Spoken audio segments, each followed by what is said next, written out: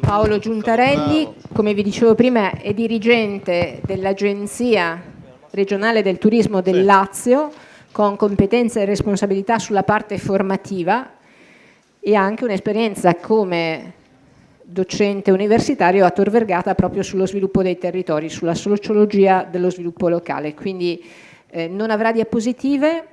Gli abbiamo chiesto di stare in un tempo più contenuto rispetto a quello previsto, lo ringraziamo anche di questo. Io mi permetterò, come per gli altri, di farti un piccolo segno. No, ti do 5 minuti quando... Se non ti vedo che sto girato, tirami la bottiglia. Ecco. Allora, no, io voglio parlare in piedi, oltre perché dopo essere stato seduto tanto tempo, insomma, un po' preferisco sgranchirmi. E poi anche perché questo aggeggio mi sento tanto guru motivazionale, un po' Anthony Robbins, no? E mi aspetto nel corso del mio intervento, tipo Blues Brother, che qualcuno di voi si alzi in piedi gridando "ho visto la luce". Devo dire, mi farebbe veramente piacere, sarebbe una gratificazione molto importante, vi prego di farlo. No, scherzi a parte, allora, dopo la bellissima narrazione, il bellissimo racconto che ci hanno fatto le colleghe riguardo i cammini, riguardo il significato che è il cammino, che appunto è una narrazione che dà un senso alla nostra stessa esistenza in un momento in cui la nostra società sembra averla perduta, ma non voglio rientrare in questo perché altrimenti appesantirei. Io voglio tornare un po', come diceva Cesare Pavese, nel letto nei campi della povera gente, voglio tornare a parlare di leggi, a parlare di regolamenti, a parlare del futuro della professione di guida turistica e a parlare appunto quindi della necessità della formazione della guida turistica. Perché io vorrei partire da un presupposto che ve lo domando a voi. Abbiamo parlato di cammini, vorrei chiedervi chi è la guida del cammino? Chi fa guida sui cammini? Chi fa guida sui cammini?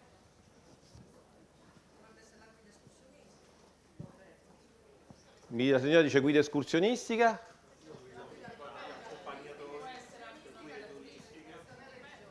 Allora, la guida dei cammini può essere...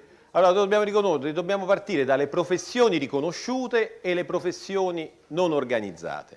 Tra le professioni riconosciute dallo Stato ci sono le guide turistiche, le guide alpine e gli accompagnatori di media montagna. Tutti questi tre soggetti possono e devono accompagnare i turisti sui cammini.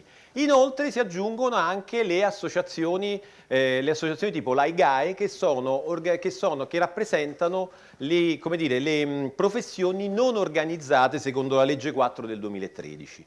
E poi all'interno di questo si mettono anche le regioni che hanno normato, ad esempio la regione Sardegna mi sembra abbia fatto una norma in tal senso, ma hanno normato in assenza di uno specifico indirizzo da parte dello Stato, talché alcune regioni hanno avuto una contrapposizione, ad esempio la regione Umbria, la legge sulle guide ambientali è stata bocciata dal governo che ha fatto ricorso alla Corte Costituzionale. Quindi questo per dire cosa? Che c'è una grande confusione sotto al cielo sostanzialmente per questo. E per questo c'è necessità soprattutto di formazione. Di formazione anche perché il futuro della guida turistica è un futuro che si va delineando sempre in modo più specialistico. Io voglio spiegarvi questo, tenterò anche di farmi qualche nemico rispetto a questo qua, di far arrabbiare qualcuno, perché vedete, noi a livello, io rappresento la Regione Lazio e faccio parte del coordinamento tecnico Stato-Regioni, del coordinamento tecnico turismo dello Stato-Regioni, che insieme appunto al Ministero da tempo, ormai da 4 anni, signori, sta cercando di mettere mano alla riforma sulle professioni turistiche e sulle guide turistiche nazionali. E accanto a questo poi faccio parte anche del coordinamento del tavolo nazionale di confronto fra CEI e regioni per quanto riguarda la valorizzazione dei beni turistici e religiosi. E anche in questo campo abbiamo lavorato sul settore delle guide turistiche. Perché? Perché c'è una forte spinta della CEI ad avere delle guide turistiche religiose, ma ovviamente per ragioni normative non possiamo consentire che ci siano delle guide religiose, possiamo consentire che ci sia una formazione delle guide turistiche attualmente abilitate o che si abiliteranno in futuro nei confronti, come dire, della religiosità, non solo cattolica, anche di altri tipi di religioni in questo senso, no?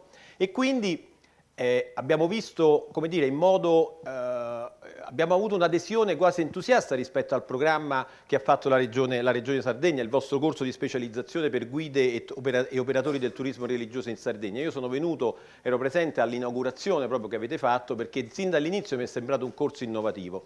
Talmente innovativo che poi il coordinamento stesso delle regioni, sia prima nel tavolo tecnico, nel tavolo di confronto fra regioni e CEI, sia dopo sul tavolo del coordinamento tecnico e poi del coordinamento politico, hanno preso spunto rispetto a questo corso per costruire un modello di corso di perfezionamento, chiamiamolo così, di specializzazione in turismo religioso che è stato leggermente modificato rispetto a dei desiderata della CEI, che poi vi andrò a leggere, ma che rappresenta un'esperienza che parte dalla Sardegna per essere esportata a livello nazionale, quindi veramente un'esperienza di eccellenza che è stata presa dal vostro territorio e che verrà riprodotta in tutte le regioni d'Italia, le regioni che sentiranno queste esigenze e sentiranno l'esigenza di formare, di dare un'ulteriore formazione alle proprie guide in quest'ambito, nell'ambito religioso, per poter fornire un'esperienza diversa al visitatore e al turista. Il turista che non vuole soltanto sentirsi raccontare, come dire, gli aspetti storici o archeologici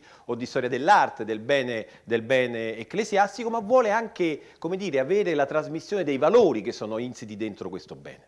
Allora, ricomincio da capo, non da capo, ma ricomincio a monte. Dicevo, dobbiamo vedere però qual è il momento di transizione che stanno attraversando le guide, perché è un momento importante. Da voi ci sono tante guide, immagino, no? Guide turistiche vere e proprie, no?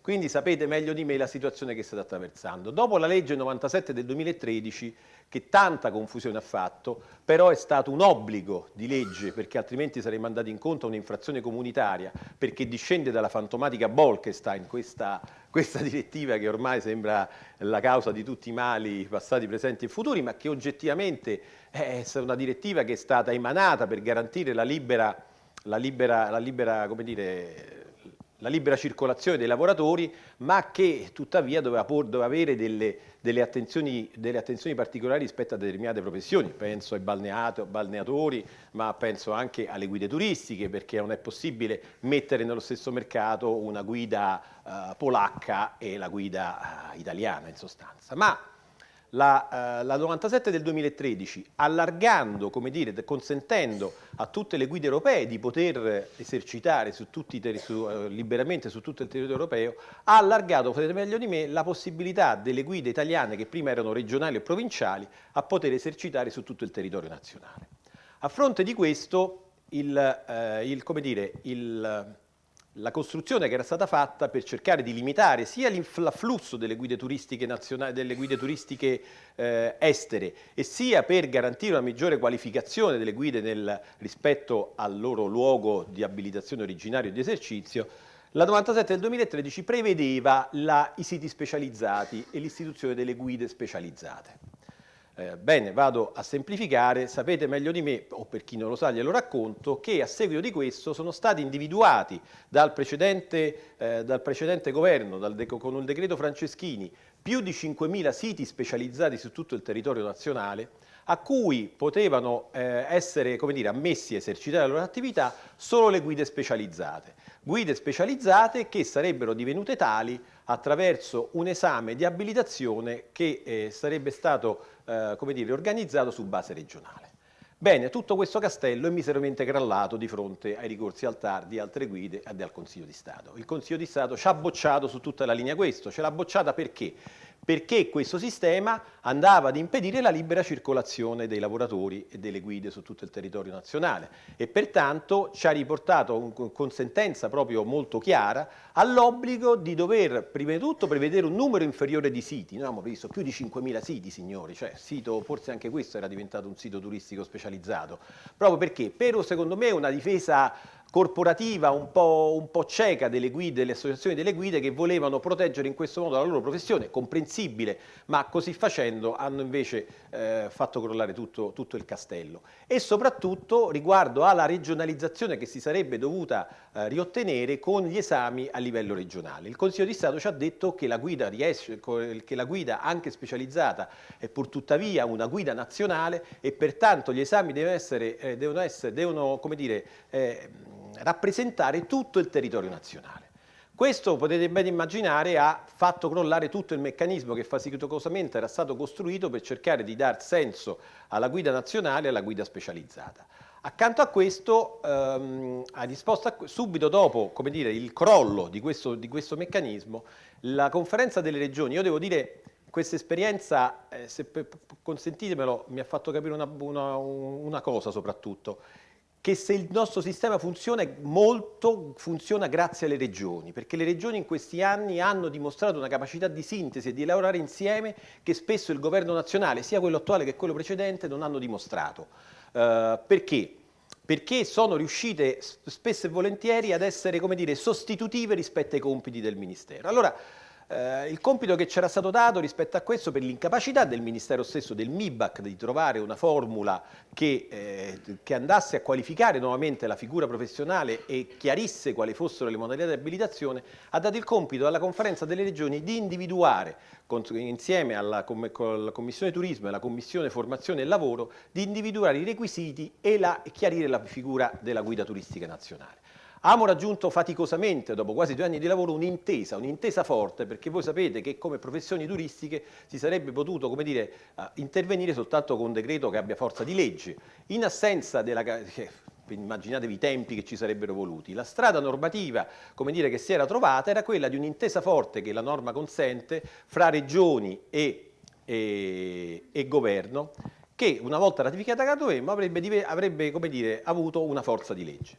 Le regioni dopo 2 anni hanno raggiunto una intesa rispetto a tutto il riordino della figura della guida turistica nazionale, che prevedeva uno stravolgimento complessivo, ovvero sia l'abilitazione, le modalità di abilitazione sarebbero state uniformi in tutte le regioni, adesso non rientro nel dettaglio perché poi è decaduto, vedremo come l'andremo a riprendere, però sostanzialmente prevedeva la possibilità di diventare guida turistica attraverso un corso di abilitazione, un corso di preparazione di 600 ore emanato dalle regioni, non come tante guide dicono che sarebbe stato fatto dagli istituti privati come avviene in Toscana. Non so se avete seguito le polemiche, ci sono stati corsi fantasmi sui coreani. No, noi avremmo fatto un corso da parte delle regioni con un esame finale di abilitazione organizzato dalle regioni.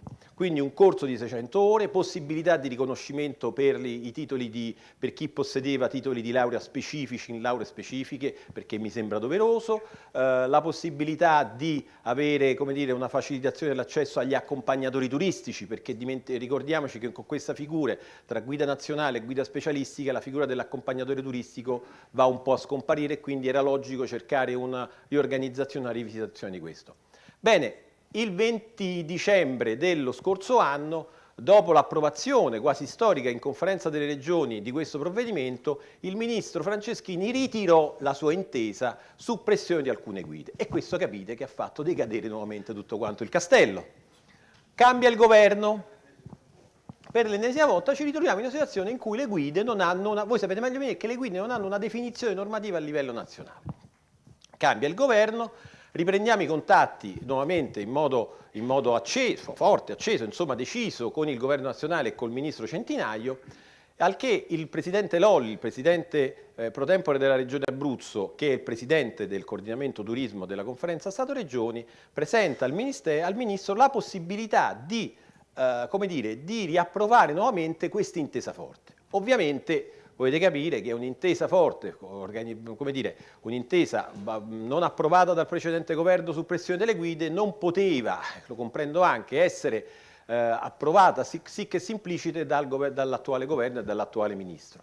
Al che abbiamo trovato una strada alternativa. La strada alternativa è quella di, nella prossima legge di stabilità, far approvare un emendamento che chiarisca, che dia la definizione di guida turistica e rimandi poi successivamente a una nuova intesa fra Stato e Regioni la figura della guida turistica e contestualmente preveda la individuazione dei siti specializzati e della figura della guida specializzata.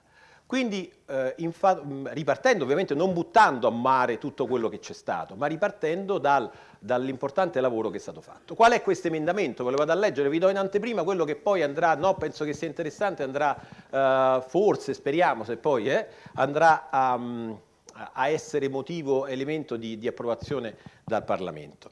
La definizione che noi abbiamo suggerito di dare è che vedete bene, noi andiamo a fare un emendamento che va a modificare la legge 97 del 2003, l'articolo 3 delle 97 del 2013, quella che recepisce la Bolkestein. Perché andiamo a modificare questo? Perché è l'unico, perché altrimenti dovremmo fare una legge, no? Quindi noi invece andiamo a modificare, andiamo a modificare con la legge di stabilità un articolo di una precedente legge, che dice: la guida turistica nazionale è il professionista che illustra a persone, singoli o gruppi di persone le attrattive storiche, architettoniche, artistiche, monumentali e paesaggistiche del territorio, nelle visite a opere d'arte, musei, gallerie, scavi archeologici, itinerari turistici, assicurando anche la necessaria assistenza. Ora, può piacervi, non piacervi, finalmente potremmo avere una definizione di guida turistica e di cosa fa la guida turistica, cosa che finora è mancata nel nostro panorama nazionale. Successivamente avremmo anche individuato che avremo anche con decreto del Ministro, previa intesa con conferenza permanente delle elezioni, è definita la disciplina della professione di guida turistica nazionale, quindi si rimandano successiva intesa, da cui però partire dal lavoro che è stato fatto in precedenza. Sono definiti lo standard professionale, le modalità di svolgimento, eccetera, eccetera, eccetera. Al comma 3 ulteriore viene inserito che con decreto del Ministro, sempre previa intesa con conferenza permanente per i rapporti fra Stato, le regioni, eccetera, sono definiti lo standard professionali, le modalità di svolgimento degli esami e di percorsi formativi regionali organizzati con modalità uniformi su tutto il territorio nazionale per la specifica abilitazione di cui al comma 3. Cosa dice questo emendamento? Dice sostanzialmente che con ulteriore intesa andremo a definire quali sono i siti specializzati e come si diventa guida specializzata, ovviamente salvaguardando i diritti di chi fino a questo momento ha esercitato la guida nazionale, perché non è che possiamo chiedere ad una guida che ha esercitato su Cagliari per tutta la vita, adesso tu devi fare l'esame su Cagliari, no? Diventerebbe una cattiveria. Allora dobbiamo nella norma transitoria, poi successivamente, come era stato previsto, trovare la modalità per poter garantire il diritto di ottenere, magari con titoli senza esami, alla guida attualmente abilitata nazionale, di ottenere l'abilitazione a guida specializzata. E perché rispetto a questo vi dico che è importante e fate bene a fare formazione continua e costante? Perché vedete che rispetto a questo l'indirizzo che si andrà a prendere, che è volontà specifica e chiara del Ministro Franceschini, è quella di arrivare ad una modalità di esercizio della guida turistica per cui sia prevista la formazione continua e costante. Mi sembra una cosa anche giusta, perché non è possibile che come su un'altra professione si ottiene l'abilitazione e poi non ci si aggiorna e non si ottengono quelle capacità formative che cambiano sul tempo e che ci permettono anche di leggere i diversi turismi e le diverse necessità, sensibilità che nascono quotidianamente. Perché dico anche questo? Perché parallelamente a questo sta partendo un tavolo di lavoro per quanto riguarda la revisione di una legge quadro di revisione complessiva delle professioni turistiche, perché la volontà del Ministero e anche delle regioni è quella di rimettere mano complessivamente a tutte le professioni turistiche, anche per venire incontro a questa vacatio legis rispetto alle guide naturalistiche e ambientali e rispetto a tutti quei turismi che emergono, perché signori sapete meglio di me che spesso e volentieri c'è necessità di guida, c'è necessità di operatori più diversi che la normativa attualmente non risponde, perché i turismi, come diceva ieri Joseph, sono io che ho i soldi e io vengo a chiedere una cosa. Tu devi rispondermi alla mia esigenza, devi rispondere alla mia esigenza attraverso un sistema di accoglienza che sia in grado di rispondere alla mia esigenza. Noi oggi non abbiamo. Pensate, questo è stato l'anno del turismo enogastronomico, no? Pensate a tutti i circuiti che si sono attivati rispetto alle visite nelle cantine, nell'enogastronomia e quant'altro, e che c'era una guida specializzata rispetto a questo. Tutti coloro, diciamocelo pure, tutti coloro che magari hanno esercitato attività di guida nelle cantine, nei vigneti, nelle cose, l'abbiamo fatto così, senza una chiara, senza un chiaro inquadramento professionale, senza una chiara linea guida. Quindi è importante prevedere fin da oggi la possibilità e la logica di entrare in una formazione continua e permanente, perché l'unica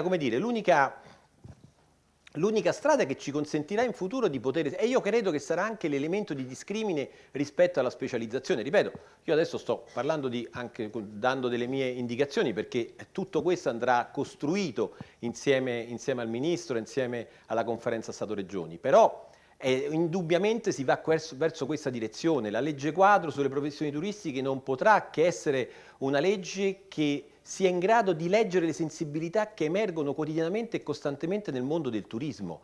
Cioè le professioni turistiche oggi come oggi non possono più essere, come dire, quelle che erano negli anni 50 o negli anni 60, così scatolate, regimentate in categorie stagne. Dobbiamo trovare la formula per avere un'elasticità molto più rapida e salvaguardando i diritti e le competenze e le professionalità. Quello è fondamentale ed è il prerequisito. Pertanto mi sta richiedendo, sì, vado subito a concludere.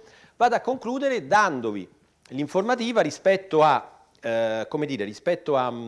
vi dicevo, il vostro progetto d'eccellenza, il corso di specializzazione per guide operatori e per operatori del turismo religioso in Sardegna, che è stato preso come esempio su tutto il territorio nazionale e che, vi dicevo, è stato approvato dalla Conferenza delle Regioni per poter essere esportato in tutte quante le regioni. Con delle modifiche che mi diceva Renato, anche la Regione Sardegna aggiusterà nel corso successivo, proprio nell'ottica di rendere questo corso, cioè voi siete stati veramente dei pionieri, penso che dovreste essere, come dire, orgogliosi di questo, perché siete stati voi che avete aperto la porta a un procedimento di formazione nuovo e diverso, che risponde ad un sentimento di religiosità che spesso veniva perduto nell'esposizione e nell'esercizio dell'attività di guida turistica. Quindi noi andremo, sostanzialmente quello che ci chiedeva era di avere una formazione generale più diretta sulla comunità cristiana, origine e protagonista del patrimonio culturale ecclesiale,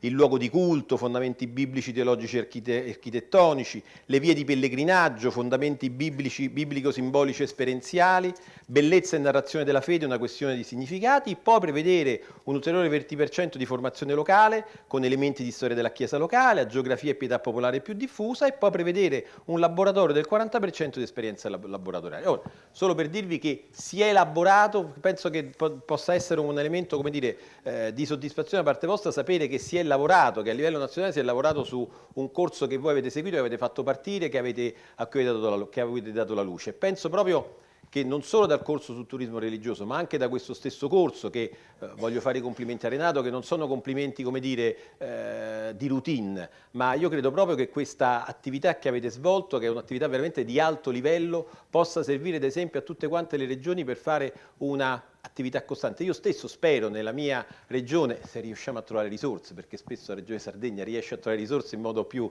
noi nel Lazio siamo in una situazione un po' ballerina, però se riuscissimo a trovare risorse mi piacerebbe replicare questo corso così nelle stesse modalità che avete fatto voi, perché ritengo che sia la strada maestra, quella della formazione continua, della formazione permanente, che non si limita soltanto a formare settori specifici di professioni turistiche, ma che lega insieme tutti gli operatori, guide turistiche, tour operator, agenzie di viaggio, proprio perché il turismo è un'avventura meravigliosa che, come diceva qualcuno oggi, anche se nel nostro paese non siamo abituati a fare sistema, ci deve abituare a fare sistema, ci deve abituare a fare rete, perché solo così questo paese può ripartire. Grazie. Tourism Call to Action, 7 incontri formativi per la crescita turistica della destinazione Sardegna. Iscriviti su www.aeroportodiolbia.it.